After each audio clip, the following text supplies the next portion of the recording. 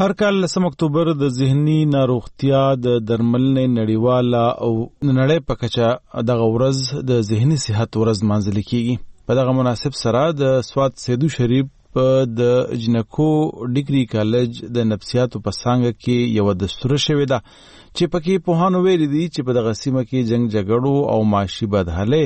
د ښځو او ماشومانو نفسیاتي ستونزې لا پیچلې کړي دي. نور معلومات د نیاز احمد خان نور. سوات سیدو شریف ډیګري کالج کې د ډیپریشن یا ذهني فشار لوجې د خودکشیانو په اړه د پوهې راوستو دستورې ته د نفسیاتو پوهانو ویل چې دا وخت په ټوله نړۍ کې او پاکستان کې یو شمېر خلک د ذهني تناو لوجې خودکشي کوي. ځکه سږ کال د ذهني ناروغۍ درملنې نړیواله ورځ موضوع هم د خودکشیانو ودرول دي.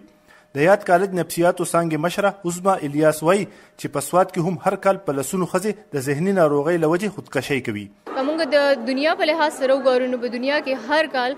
80,000 خلک چې څومره دي هغه خودکشي چې د هغه کې مختلف وجې نه خو زیات وجې چې موږ وګورو هغه ذهني دباو ذهني پریشانی نه او د کور د مختلف مسلو د پریشرز نه چې دي هغه کې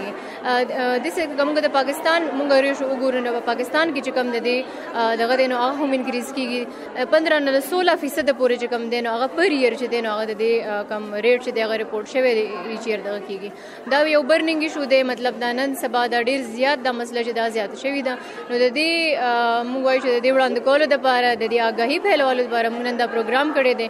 یو بل د نفسیات استاد سدرا شهباز وایي چې د ذهني ناروغه تن خصوصا ښځو په صحیح طریقه علاج نه کیږي ځکه دغه رنځ زیاتیږي. ذهني بیماری راشي یو د خپل ګریلو حالات ته وجینه یا معاشي حالات ته وجینه سم مسلې راشي نو هغه ورته چې دا پیریان دي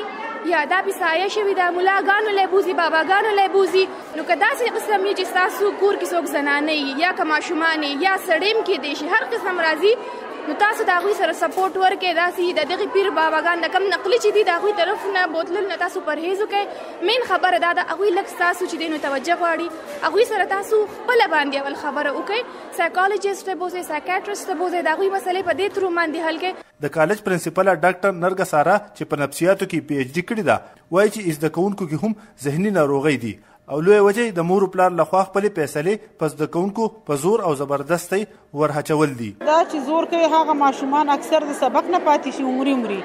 لکه نه د ماستر لیول شي او نه دا ډاکټریټ خو په پی ایچ ډي کې هم ده. که تاسو غواړئ چې تاسو لور د ډاکټر شي نو پی ایچ ډي ته هم موږ ډاکټر او دا غینه زیات هاي سیلري او عزت او ریسپیکټ دا ماشومه چې تاسو په دباو کې اچوي نو خدای مکه سبا ورځ داسې غلط سټپ وانه خري تاسو بیا خپه نه یې. دستوره کې د کالج د کوونکو د ذهني ناروغۍ په اړه خاکې وړاندې کړې. د ترڅنګ د ذهني ناروغۍ په اړه چاټونه او پینټینګ هم لګولای وو. نیاز احمد خان مشال ریډیو سوات. دا مشال ریډیو دا په میډیم ویوز 621